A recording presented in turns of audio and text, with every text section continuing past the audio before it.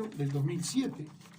Y vamos a leer el primer artículo, que es realmente interesante. Dice: artículo primero, declara ser de interés general que los titulares del derecho de propiedad sobre los inmuebles rurales y la explotación agropecuaria sean personas físicas, sociedades personales, comprendidas en la ley 16.060, sociedades agrarias y asociaciones agrarias comprendidas en la ley 17.777, cooperativas agrarias comprendidas en el decreto número tanto, personas públicas. Así, ¿qué lo dice el artículo primero? Que se declara de interés general, es decir, de interés de la sociedad, conocer quiénes son los verdaderos titulares del derecho a propiedad sobre los inmuebles rurales. Sí, continuando con este artículo primero, es el Poder Ejecutivo, instancia de parte, podrá disponer que tanto la titularidad de inmuebles rurales, así como de explotación agropecuaria, sea ejercida por sociedades anónimas o por sociedades en comandita por acciones, en ambos casos con capital accionario representado por acciones del portador. Es decir, se permitía que hubiera sociedades anónimas que adquiriesen tierra, pero con acciones nominativas. Nominativas significa que las acciones tuviesen a nombre de una determinada persona física, ¿tá? De fulano de tal. ¿Tá? A su vez, en el caso de que cuando el número de accionistas o la índole de la empresa impida que el capital accionario estuviese representado por acciones nominativas pertenecientes a personas físicas, el Poder Ejecutivo podría, se abroga el derecho a autorizar igual la enajenación del bien inmueble. Bueno, como vemos, este primer artículo declara de interés general que los titulares del derecho a propiedad sobre los inmuebles rurales y explotación agropecuaria sean personas físicas. Es decir, Martínez, Pérez, García, ¿tá? Personas a las que se les pudiese identificar por su nombre y apellido, por ejemplo. Sociedades personales, sociedades agrarias, pero siempre compuestas por personas físicas. ¿Ya? A su vez, establecía este primer artículo que las sociedades anónimas, sociedades en comandita por acciones, también podrán disponer de la titularidad de inmuebles rurales y explotación agropecuaria siempre que la totalidad de su capital accionario estuviera representado por acciones nominativas, es decir, que esas acciones tuvieran una persona física como propietario de las mismas. Y a su vez, porque ustedes saben que las acciones se compran y se venden, ¿sí? Pero que esas acciones se le vendieran a personas físicas, de forma de que la sociedad pudiese conocer quién eran los verdaderos propietarios de cada fracción de campo del Uruguay. Bueno, ese mismo año, seguramente por la presión de los lobbies de las empresas, ese mismo año, el 31 de agosto, recuerda que la ley se hizo el 7 de enero, el 31 de agosto del 2007, se promulga la ley 18.172, que era la rendición de cuenta y balance presupuestal del año 2006, y el artículo 349, ¿se acuerdan de las leyes ómnibus? Cuando dice, estas leyes son ómnibus. Bueno, la rendición de cuenta tenía en el artículo 349 una modificación de la ley citada anteriormente, donde se establecían importantes modificaciones al texto de la ley anterior, la 18.092, ampliando el rango de personas jurídicas que podían acceder a la titularidad de la propiedad de los padrones rurales. ¿Y quién entra? Bueno, ahora vamos a ver quién entra, ¿tá? Se amplía, ¿tá? Ya la modificación permite que el Poder Ejecutivo, instancia de parte, puede autorizar a cualquiera de los tipos sociales, cooperativas, asociaciones mencionadas en el artículo de la anterior ley, así como a otros sujetos, tales como sucursales de entidades no residentes, extranjeros, obviamente, fideicomisos y fondos de inversión, a ser titulares de inmuebles rurales y explotaciones agropecuarias. ¿Cuánto tiempo pasó de la ley? Pasaron 9 meses. 9 meses. Del 7 de enero a octubre, ya se ve que la presión de los lobbies obligó a cambiar el artículo primero. Hubo un nacimiento de un y alguien habrá hecho palanca. Nuevo. Hizo palanca, vamos a hablar en criollo, digo, los que nos están escuchando. ¿Qué pasó desde ese momento, desde aquel 2007 a la fecha? Vamos a hacer un balance. ¿Cuál ha sido el impacto en la composición de la propiedad de la tierra desde aquel lejano 2007 hasta nuestro día? Bueno, vamos a ir a 2 artículos de prensa y después vamos a ir a una información del anuario del Ministerio de Ganadería y Agricultura. Sí, vamos a ir primero a la prensa, ¿tá? Y después vamos a ir a los datos oficiales publicados por el propio Ministerio de Ganadería, Agricultura y Pesca. De acuerdo a un artículo, vamos a usar primero al semanario Brecha, que es un semanario tradicionalmente vinculado a la izquierda. ¿Sí? Después vamos a ir a un artículo de La Diaria, también un medio de prensa vinculado a la izquierda, ¿ya? Así, evidentemente para de alguna manera sacar su eficacia, ¿no? De acuerdo a un artículo periodístico de Mauro Florentín, de marzo del 2017, después de 10 años de explicación del actual marco jurídico, poco más de 90 empresas que operan bajo distintas figuras jurídicas, principalmente sociedades anónimas, recibieron la autorización del Poder Ejecutivo para ser propietarias de inmuebles rurales, que en total comprenden 5.7 millones de hectáreas. Recordemos que el Uruguay tiene 16 millones de hectáreas. Casi 6 millones de hectáreas, por la vía de la excepción, fueron enajenadas, fueron transferidas a sociedades anónimas, según datos oficiales. Esta extensión equivale a la suma de las tierras agropecuarias de los departamentos de Tacuarembó, Salto, Paysandú, Durán y San José juntos. Saquen la cuenta. Por la vía de la excepción. ¿Sí? Entre las empresas que figuran en los registros oficiales con mayor extensión de tierra autorizada por el gobierno se encuentra UAG, la famosa empresa de Juan Sartori, ¿se acuerdan? Ajá, sí. UAG, 320.000 hectáreas. Estora Enso, 308.000 hectáreas. ¿De dónde saca la información? Voy a aclarar, ¿no? ¿De dónde saca la información Mauro Florentín? La saca de la comparecencia de jerarca del Ministerio de Ganadería, Agricultura y Pesca en una comisión del Parlamento Nacional. ¿Tá? Porque este documento no es público. Nosotros lo hemos buscado, no lo hemos encontrado.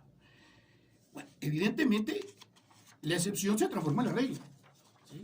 Porque por la vía de la excepción, ¿tá? Y acá hay una larga lista, no la vamos a leer, de cuántas hectáreas tiene cada una de estas empresas, ¿tá? Para no individualizar, para no de alguna manera. Pero fíjese, ahora vamos a ir a otra información realmente interesantísima.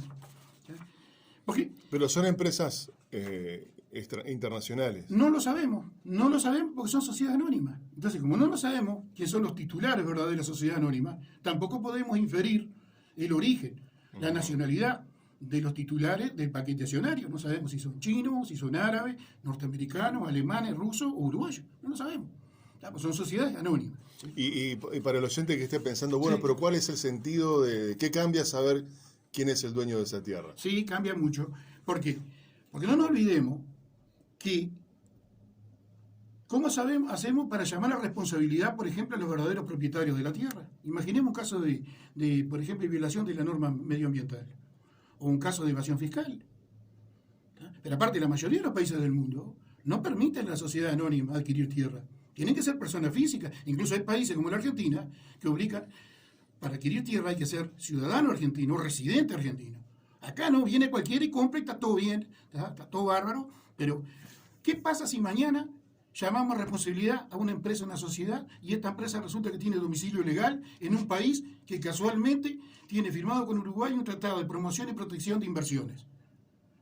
Tenemos que renunciar a la jurisdicción nacional y ir de repente a un tribunal internacional, a un CIADI, a dirimir el litigio. Es decir, evidentemente la tierra, que es un recurso de toda la República, debería estar en manos de ciudadanos uruguayos, ya sean naturales, residentes, ¿cierto? Pero fíjese, este detalle es realmente interesante. Entonces, qué interesante, porque estaba pensando en el concepto de... porque la tierra es para hacerla producir, o sea, ¿no? La tierra es un recurso de la nación. Sí, debemos pero el sentido de la nación. Cuyo objetivo es que arriba de ella o en su seno, digamos, crezcan plantas o coman bichos o lo que sea, ¿no? Que haya un uso racional, claro, y alineado con los cometidos nacionales. Y ¿sabes a qué voy, Edgardo? Sí. A aquella lectura que mucha gente tendrá que diga, bueno, pero más vale que venga uno, aunque no sepamos de dónde viene, para que ponga unos pesos ahí arriba y haga que de ahí surja algo.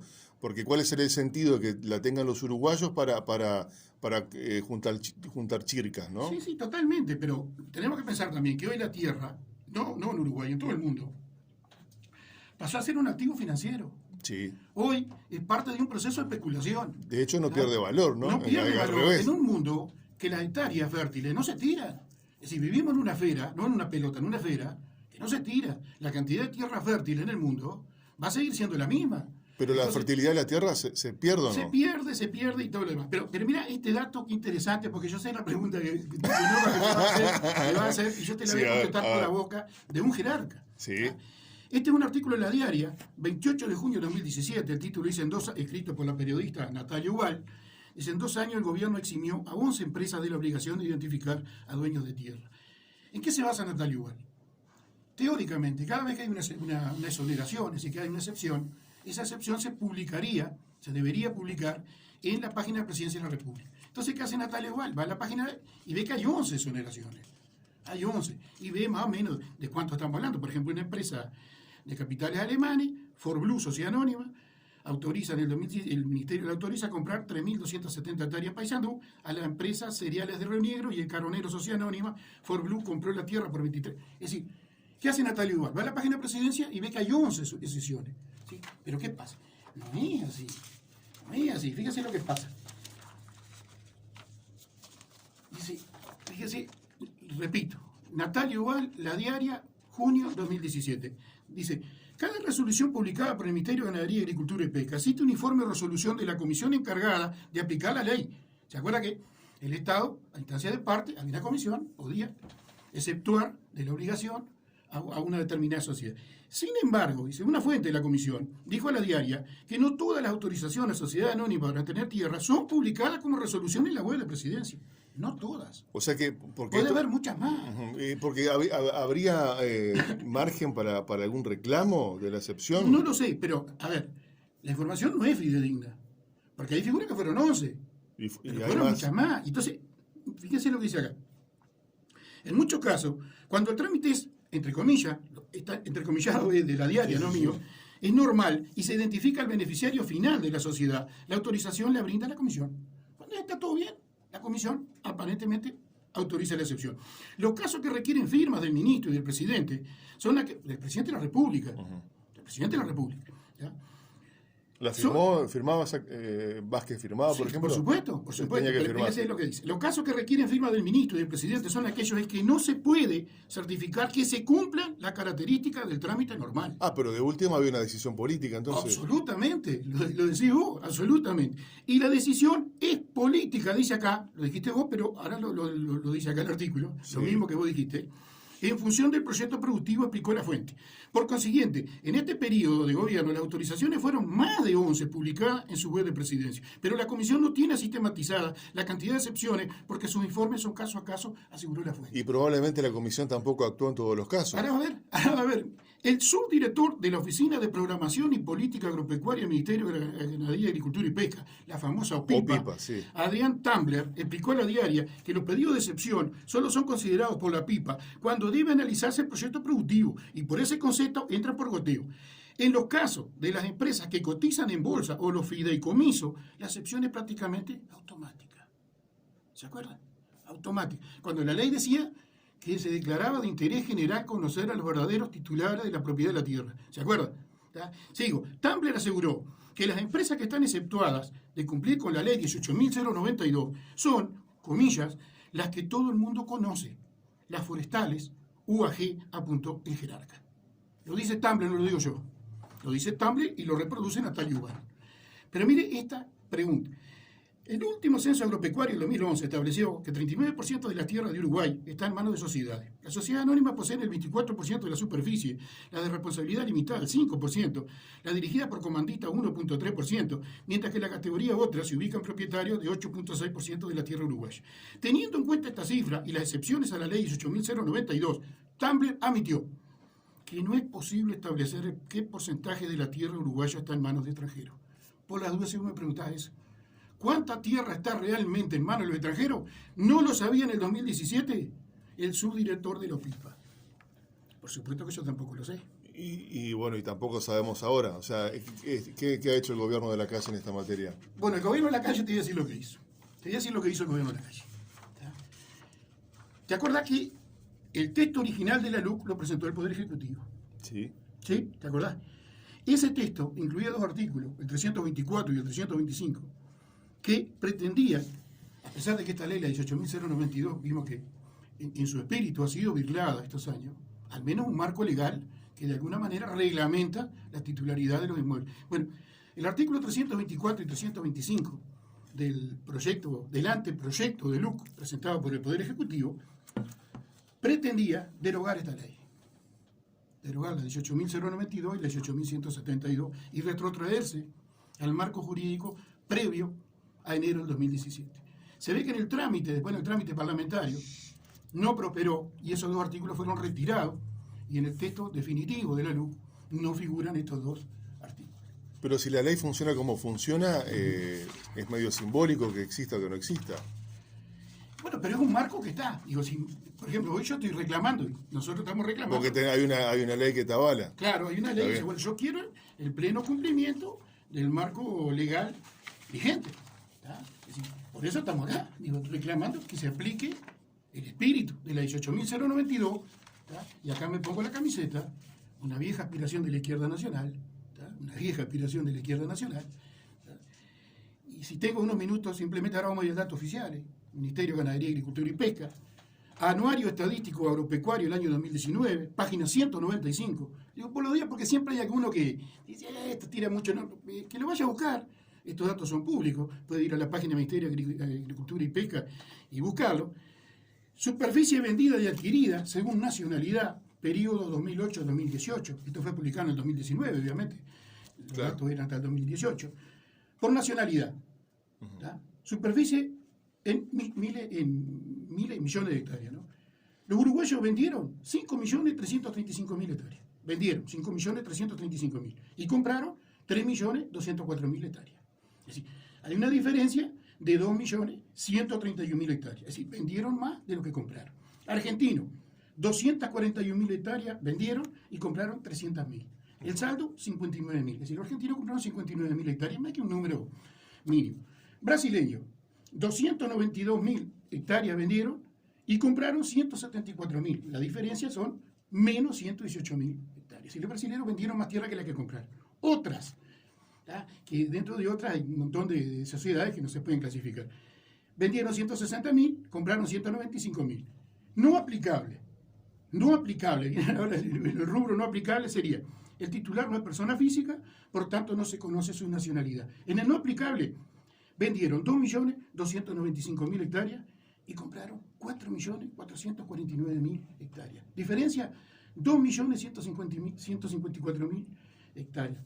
En una década, uruguayos se desprenden de la propiedad de 2.131.000 hectáreas que son adquiridas por personas no físicas, que no sabemos quién son, ni siquiera el ministerio sabe quién son. El mismo ministerio dice el titular no es persona física, por tanto no se conoce su nacionalidad. Esas 2.131.000 hectáreas son adquiridas por personas no físicas de las que no se conoce su nacionalidad según el propio Ministerio de Agricultura y Pesca. Por último, superficie vendida de adquirida según condición jurídica, ¿sí? Periodo 2008-2018. Persona física, ¿tá? Persona con nombre y apellido, vendieron 5.950.000 hectáreas y compraron 3.771.000. Es decir, una diferencia de 2.179.000 hectáreas. Sociedad anónima, vendieron 1.885.000 hectáreas y compraron 3.932.000. Y después hay otra y todo lo demás. En una década, personas físicas se desprendieron de casi 2.180.000 hectáreas, mientras la sociedad anónima adquirieron más de 2 millones de hectáreas. ¿Se da cuenta? El proceso, es decir, acá no solo que está en discusión la concentración y la transgerización de la tierra, sino que está ese proceso de que la propiedad pasó a ser anónima. No sabemos quiénes son los verdaderos propietarios de la tierra. En un proceso que se ha dado en un plazo de 10 años, ¿tá? Y que obviamente hoy continúa. Por ejemplo, en el año 2021, acá tenemos, se vendieron 232.000 hectáreas por un valor de 810 millones de dólares. Es decir, este proceso sigue y seguramente seguirá. Claro. Ahora, ¿cuál es la situación actual? El Frente Amplio adelantó su decisión de presentar un proyecto de ley para limitar el acceso a la propiedad de la tierra de sociedades anónimas en cuyo capital haya estados extranjeros, en un determinado porcentaje. Se habla, por ejemplo, un 35%. ¿Por qué? Porque hoy en el mundo se está dando una situación muy compleja. Claro. Estados salen a comprar tierra fértil en el mundo. Por ejemplo, se habla de China, países árabes, Corea del Sur, Alemania. Han comprado mucha tierra, por ejemplo, en el África, en Tanzania, Etiopía, Zambia. Van a comprar tierra, ¿por qué? Y bueno, porque la tierra es un activo. Es un activo que no se devalúa. ¿Tá? Aparte, evidentemente, algún día va a ser necesaria las tierras fértiles con agua, ¿tá? Porque en África, por ejemplo, hay tierra, pero usted sabe que hay un enorme proceso de ratificación. No es lo mismo comprar en el África que comprar en América, por ejemplo, en la Pampa Argentina, en Uruguay, parte del nordeste de Brasil, que son tierras que tienen otro nivel de fertilidad. Entonces nosotros estamos preocupados por todo esto. ¿Tá? No hemos encontrado respuesta, vos sabés que hace tiempo que andamos con estas cosas, no ha cambiado nada, ¿tá? Es incluso, bueno, vemos que esto no va a cambiar, no vemos que haya de parte de los actores políticos una preocupación. Esto es importante. Todos los días vemos lo que está pasando en el mundo y a nosotros de alguna manera nos asusta. Nos asusta porque es un proceso que se ha dado sin prisa y sin pausa, se ha dado sistemática. Parece que hubo cambios políticos, pero esto, indudablemente, este marco jurídico no ha cambiado. Este proyecto de Frente Amplio cuenta, aparentemente, con la aprobación de Cabildo Abierto. ¿Tá? ¿Se acuerda que eran 2 leyes? Cabildo Abierto presentó aquella de los suelos de amplitud forestal, sí. Fue acompañado por el Frente Amplio, se obtuvieron la mayoría necesaria, pero el presidente de la República terminó vetando. Ahora, aparentemente, que este año el Frente Amplio presentaría este otro proyecto, que ya también cuenta con el apoyo de Cabildo Abierto. De repente se logra la mayoría necesaria, pero evidentemente el fantasma del veto presidencial. Claro, sobrevuela por ahí. ¿Los políticos no le dan importancia al tema o los políticos creen que esta forma de gestionar los recursos del Estado es la correcta? No te sabría decir. Yo lo que a veces veo es que muchos actores no ven los procesos históricos. Y vos que sos periodista sabés que uno a veces vive bajo el imperio de los hechos cotidianos, es decir, la información del día. ¿Tá? Uno da la información del día y no ve que muchas veces determinados acontecimientos diarios son parte de un proceso histórico. Acá hay un proceso histórico, ¿sí? Un proceso de alguna manera crear un andamiaje jurídico que permita que empresas extranjeras vengan a comprar tierra a Uruguay. ¿Tá? Imaginemos, no es lo mismo una sociedad agraria que compre una tierra, que compre un fideicomiso. Un proceso histórico pero contemporáneo, porque claramente se ha consolidado en los últimos lustros. Sí, y seguramente va a continuar. Digo, esto seguramente va a continuar, porque no vemos una voluntad política, ni siquiera de discutir este tema. Ahora, ¿se puede vincular esto estrictamente con el tema de la producción forestal o no necesariamente? No necesariamente, yo tenía que no, pero evidentemente la producción forestal, si vemos los números, yo no quiero aburrir con los números, los grandes hoy terratenientes, los grandes propietarios de tierra, indudablemente son las compañías forestales, son las que están produciendo. Pero también hay interés de fondos de inversión, fideicomiso, gente que viene a anclar al Uruguay sus activos, poniéndolo en algo que sea tangible. Digo, todos sabemos la volatilidad que estamos viviendo hoy con esto de la guerra de Ucrania, no sabemos cuánto va a costar el dólar la semana que viene. ¿Por qué? Porque muchos activos son intangibles. Uno tiene $100.000 en el banco y tiene 100.000 papeles. Pues no sabemos cuánto va a costar el dólar la semana que viene o si va a haber dólar la semana que viene. Ahora, si yo tengo un pedazo de tierra, evidentemente yo tengo cierta seguridad. Podrá costar menos, podrá costar más, pero indudablemente la lógica dice que cada vez va a costar más. Porque en un mundo que la población se extiende y las tierras fértiles no se extienden. Son un número. Nosotros creemos que nos debemos una gran discusión sobre este tema y en particular, y con respecto a la pregunta que vos me hacés, hoy las empresas forestales gozan de una batería de exenciones fiscales, de beneficios fiscales que le permiten acceder a la tierra en condiciones mucho más favorables que un productor nacional, por ejemplo. Es decir, en este proceso de concentración, el que tenía 100 hectáreas no le compró 1.000 hectáreas que tenía 4.000. El que tenía 4.000 le compró las 100 hectáreas que tenía solo 100 hectáreas. Porque evidentemente hay una desigualdad en el ingreso, una desigualdad en el acceso a la tierra que cada vez se hace más acuciante, porque a medida que el precio de la tierra aumenta, las posibilidades de un uruguayo, de un productor uruguayo, de una familia uruguaya, claro, son cada vez peores. Es decir, un muchacho que se recibe de ingeniero agrónomo, ¿tá? Y quiere acceder a la titularidad de un predio de 100, 150 hectáreas va a producir. Va a ir a competir con una empresa. La tierra que remata el Brou, ¿no? Sí. Por deudas de productores que se han fundido laburando. Sí. Las compra cualquiera. Por ejemplo, esta gente. Y por ejemplo, esta gente a través de sociedades anónimas. A través de sociedades anónimas. ¿Sí? Porque no sabemos quién son los verdaderos titulares. Pero aparte se da una situación, ¿tá? Que muchas veces se habla de aumentar la carga impositiva a través del impuesto al patrimonio. Pero vos, una persona puede integrar el capital accionario de 20 sociedades anónimas y es muy difícil acumularle, ¿tá? La propiedad en cada una de esas sociedades anónimas para el cómputo del impuesto al patrimonio. Yo de repente, que sé, capaz que vos tenés 100.000 hectáreas repartidas en 20 sociedades anónimas y es bastante difícil rastrear la verdadera propiedad, porque vos en realidad no tenés tierra, vos lo que tenés es la propiedad de un porcentaje de un capital accionario. Entonces, ese tipo de cosas hoy no están. Pero no nos olvidemos que Uruguay sigue siendo un país agrícola. Sí. El 80-90% del Producto Interno Bruto se genera en el campo. ¿Tá? Entonces digo, si nosotros no empezamos a preocuparnos por el máximo recurso que tenemos hoy, que es la tierra y el agua, bueno, mal le irá a las próximas generaciones. Leo y Ale, para cerrar, vamos a retomar cuando quieran ustedes con Edgardo sobre estos asuntos. No, la preocupación que nosotros volcamos en esta campaña que estamos pro reforma constitucional para ponerle un freno a estas multinacionales tiene que ver con lo que planteaba Edgardo, esta aceleración de la extranjerización de la tierra, la preocupación por la producción de alimentos para nuestros ciudadanos y lo que es todos estos beneficios que estas multinacionales cada vez tienen más. Y ahí es donde vemos un muy mínimo rol del Parlamento uruguayo para debatir, discutir y frenar esto.